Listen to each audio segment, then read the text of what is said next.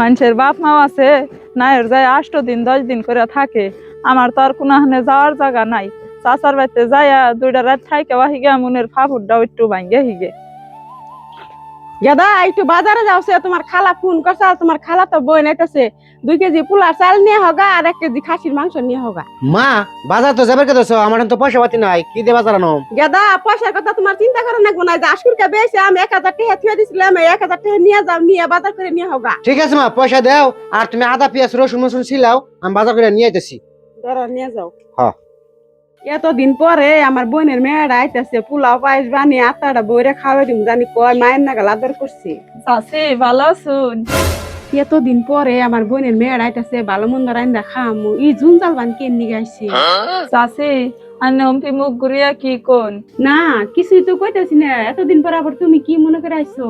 চাচি কি আর মনে করে আহুম, আঙ্গা আব্বা মা মরার পরে তো কোনো হানে যায় একটা রাত থাকি নাই। কার বুগলে যামু ভাবলাম যে চাচির বুগলে যাইয়া 2-3টা রাত খাইকে একটু মনের ফাফুরটা ফুরিয়া হিগে।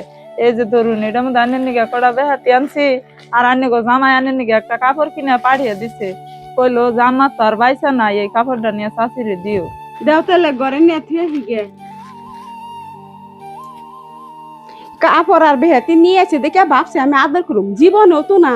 আর ইন্নার নগে আগলা খাতির নাই, গেদার ওহন আমি ফোন করে না করে দেখা খাসির মাংস আনন্দ লাগবো না, আর আমি ওহন ঘরে থেকে বাইরম না। কে রে চাচি আমার হে যে বাইরে বহিয়া থেকে ঘরে গেল 1 ঘন্টার বেশি হয়ে গেল গা, চাচি তো একটু দোয়াইও আহে না, আর আমার একটু ঘরেও যাবার করলো না। এত আশা করে আইলাম যে যায় 2-3টা রাত খাইকে মনের ফাফুর ফুরিয়া হিগে। আমি আইছি দেখে বান চাচি মেলা রাগ করছে। মানুষের যে হাস করে কয় যে পিঠা বলো চিরা বলো ভাতের সমান না, খালা বলো ফুবু বলো মায়ের সমান না, হাসা কথাই। চাচিকে আর কোনো মায়ের না গালইব। চাচি দেখে এমনি করে আমার বাইরে বহিয়া থেকে ঘরের ভিতরে যায় চোখ করে বয়ে থাকা হারতাছে। এটা যদি মা হইতো তাইলে কি আর আমার লগে এমন করতো? কপাল যদি পুরা হয় তার আর কোনা নেই, যায় জোরানির জায়গা থাকে না, থাকি আইছিলাম তাই কি যাই গে। দিলরা কোন সময় ছিলি আর তুই কান্দস কে? কি হয়েছে? কি আর হবো, তুমি তো একটু আইছিলাম মনের ভাবুর জোরাইবার লিগে, তুমি তাই আরো ভাবুর না জানি হয়ে গেলাম। মাও নাকি কোনো আনে যাওয়ার জায়গা নাই জানোই তো, এই জন্য কইছিলাম চাচির বুকলে যাই 2-1টা রাত থাইকে গিয়ে।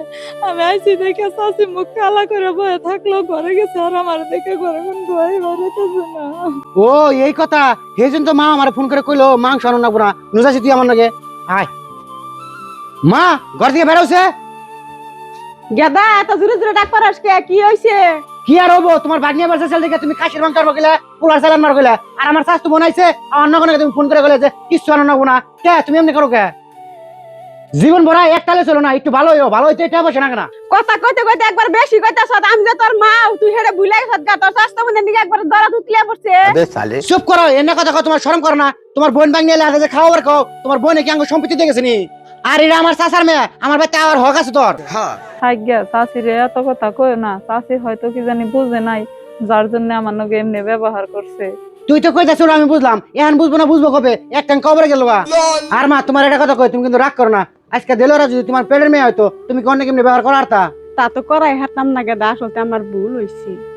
তুই আবার এখানি বাজারে যা, বাজার যে মাছ মাংস নিয়ে গা আর গে দিয়া হগরে। যাও।